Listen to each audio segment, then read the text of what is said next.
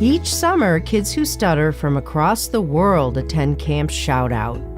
Led by a team of stuttering specialists, this overnight recreational therapeutic and training program guides participants to grow as communicators.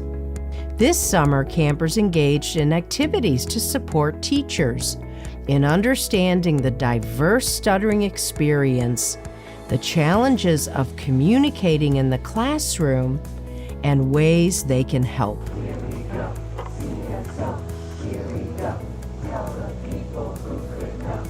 CSO, here we go, CSO, here we go, CSO, here we go, tell the people who could know. CSO, here we go, CSO, here we go, CSO, here we go, tell the people who could know. Here we go!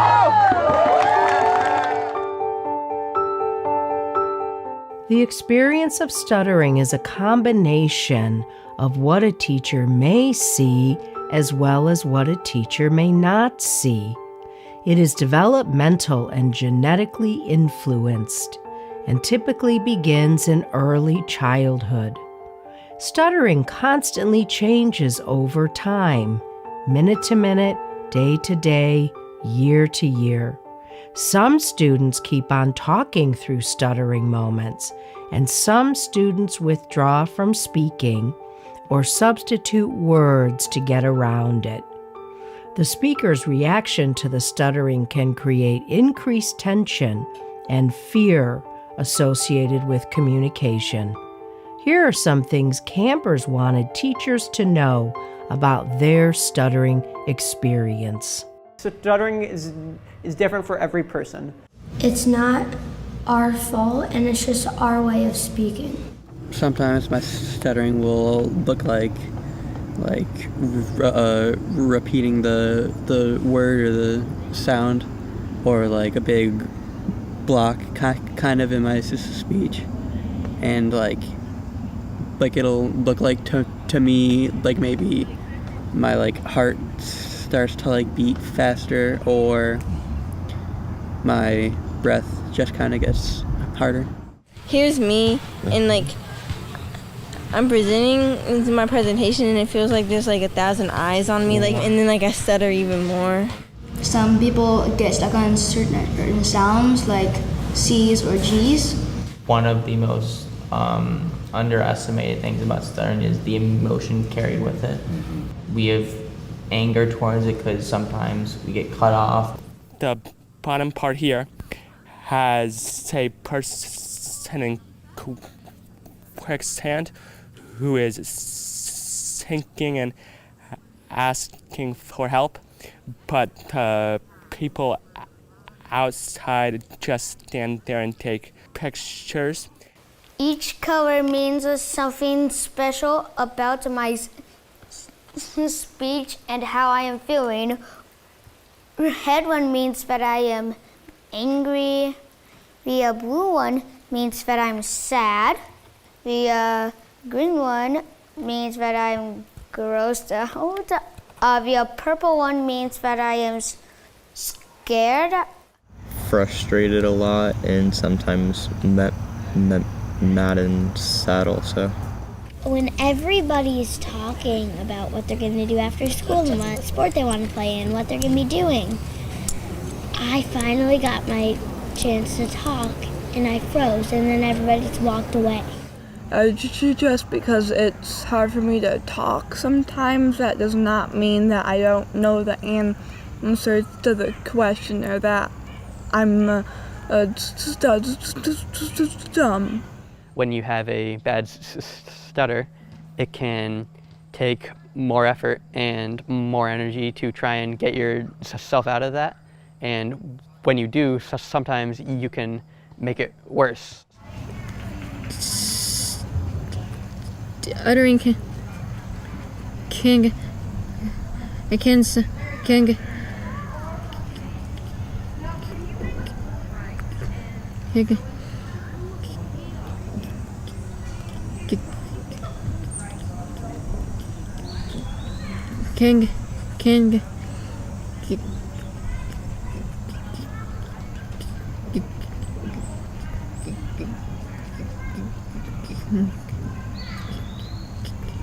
if me really bad anxiety, so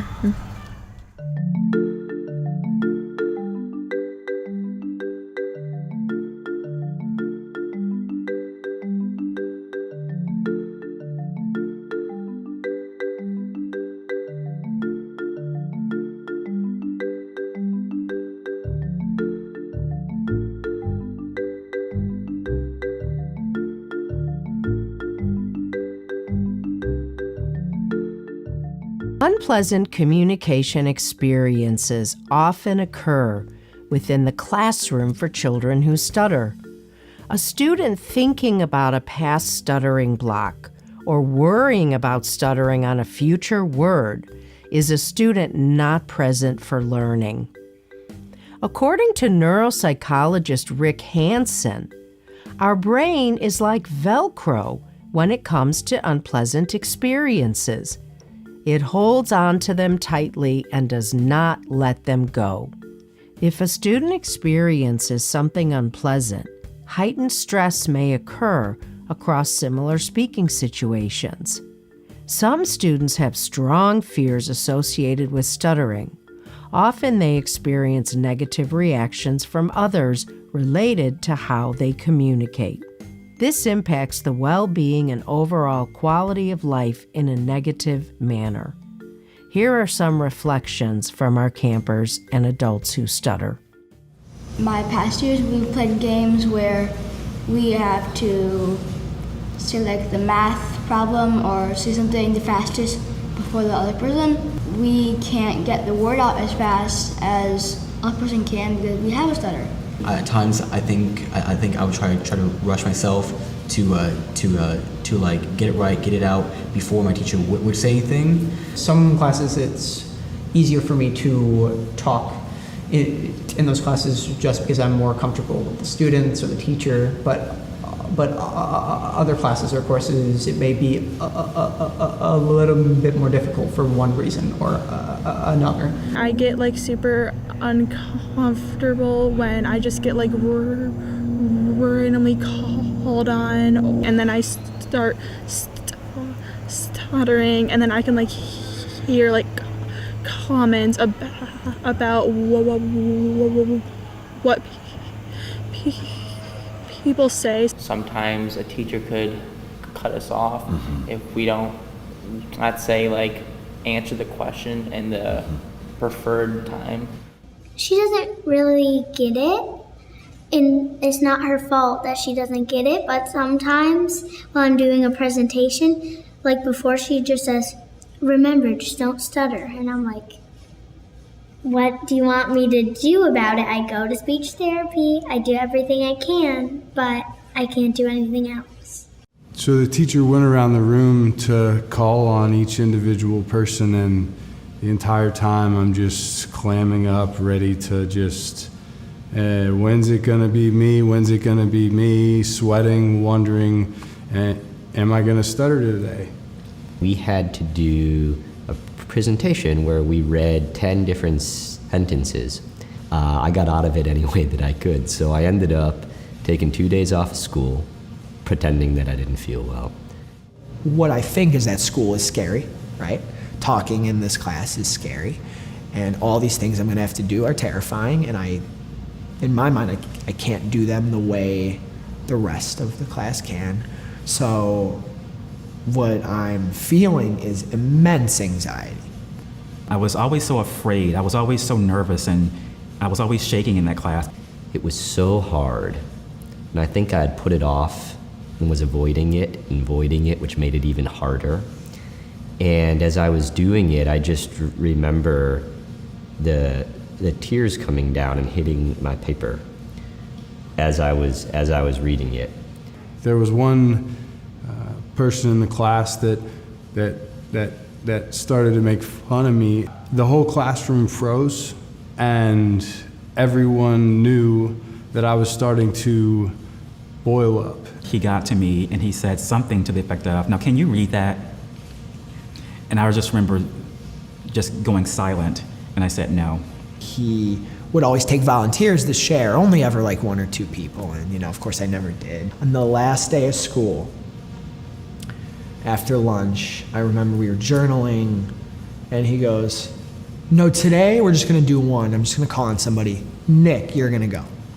He goes, oh yes, you weren't getting the whole year without doing this. And I remember that I was so beside myself. It was brutal. Still to this day, I wondered, why did he do that? Perhaps Rick Hansen's summary of a human's 3 basic needs, safety, satisfaction, and connection, can be applied to students who stutter and support teachers in helping them. Ensuring the classroom is a place where they feel safety, where there is no fear of judgment about how they talk, allows them the satisfaction of freely sharing their ideas. It also presents opportunities for true connection with others and availability for learning. Every classroom is a space with a communicative atmosphere. This space can be affirming and welcoming for students who stutter. Each classroom is a conversation box where face-to-face talking and listening is important. There can be a sense of calm created by the ease of the voice of the person in charge. Classrooms have a pace. Empty bubbles of time or pauses of various sizes can be encouraged prior to speaking or during speaking. It may be helpful to record, reflect, and seek feedback from your students about your classroom's communicative atmosphere. How do they describe the pace, and how comfortable are they communicating in your space? I would like my teacher to know more about my specific stutter, because even if they have some basic knowledge on stuttering, every person's stutter is slightly different, and they have slightly different needs. So just having that conversation about what I need personally is always very helpful to me. I wish that my teacher would have been patient with me and would have come to me and asked, how can I support you?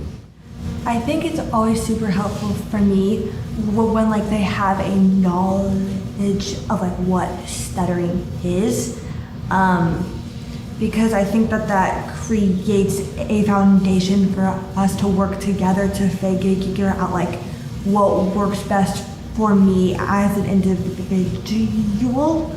I'm happy to be called on at random, and that's something that I'm comfortable with. And I really like when the students are educated too, so that I have a more understanding audience. I would like my teacher to know, so maybe just what to do, if I'm having a harder moment. It would be very helpful if you told me about a presentation the day before. Can you say something about this book tomorrow? Sometimes when you're doing popcorn reading, maybe you should give them a warning in advance, maybe a little signal, maybe put a finger up or something. Time and patience is essence, really, and that if you give them enough time, they will eventually get out their words. Yeah, just don't hold people who have a stutter to a lower standard, I guess. If I'm having a moment of stuttering, that they have kind of talked to the class about that, so that people know this is what's going on and they don't have to guess that, oh, he's nervous or he doesn't know the word he's trying to read, that they kind of know. And then also, if I am in that moment, the teacher can kind of give me support. It would be helpful for the teachers to address bullying more than they do right now. So the thing I would like my teacher to know is like not to let other kids mess with me about it, like during class presentations, during like reading times and stuff along those lines, and then for them not to rush me so I can finish what I'm saying, because all of our words are important. Could I play this part? You know, play the one with the smallest amount of lines. Looking back, I wish she would have known to have that conversation. I didn't have those advocacy skills yet, but I wish she would have met with me, said something to the extent of, you know, I think it'll be really important for you to be a part of this play. Which role would you feel comfortable with? I would have wanted her to know at the beginning of the year that I stutter and that each situation for me as a communicator was different. And I would have wanted from her to offer me a different time of day to do it, because in the morning I felt my talking was always so much more difficult than in the afternoons. What I need is safety. What I need is comfort. And what I needed was reassurance that they had my back. So what I would have requested is, you know, Nick, it's the last day of school. Would you like to share this? Or at the beginning of the year, you know, we're going to be journaling the first day, you know, we're going to be journaling every day. Can I, when I'm ready, I will let you know, I'll raise my hand. And that might happen this year, it might not, you know, or check in with me. Is this a day you want to share? Because that sets the tone for the rest of the class too. I want them to know that I stutter sometimes and that I just need a couple of seconds to get out my words and I'll be good. Respect what I've shared and kind of what I bring to the class as much as every other student. Teachers have the power to help students who stutter have positive communication experiences.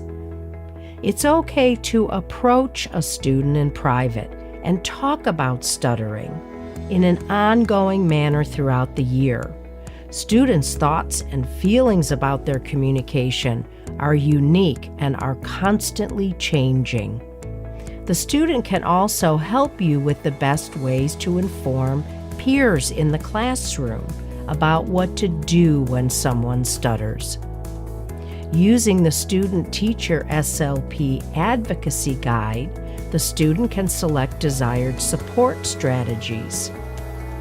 Finally, encourage your student to keep communicating in your classroom regardless of how they are speaking. After all, contributing matters most, and stuttering is merely another way of talking.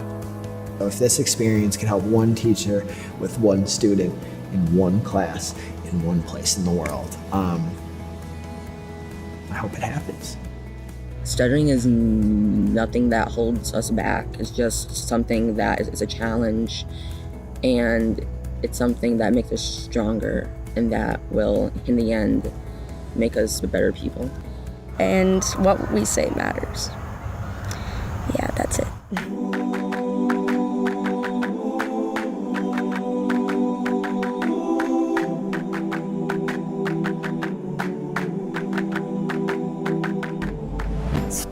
Stuck in a rut, stuck in a block.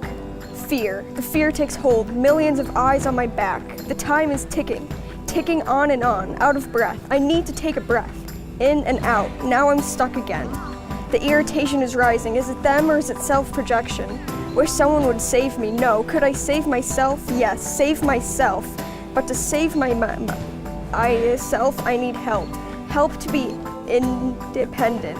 I need my space to be me. Words have worth, and my way with my words does not diminish that worth. Everyone must speak, and everyone includes me. I must say what I have to say. No one must stop me. I will persevere. The stairs that might not even be there, but I feel it. The wave of hostility. It rises from the crowd. Who will be passive? Who will take a stand? Someone other than me. Someone I can trust. I need that trust so that I can speak. Am I alone? Or will I have a guardian with a sword and shield? Will I roar alone, or will I roar with my pride? The ones who have my back. I need someone to have my back, whether that be from the ones I hold close, or the ones that live to teach and protect children. There will always be those that don't know, but they don't have to not know forever. The raging waves don't have to rise, for the waves can be calm. We can learn from each other and give each other space. I need that patience. The patience is key. I need to speak freely. Give each other the kindness we need, the kindness that I need to finish what I started. I will stand in my power and I will speak.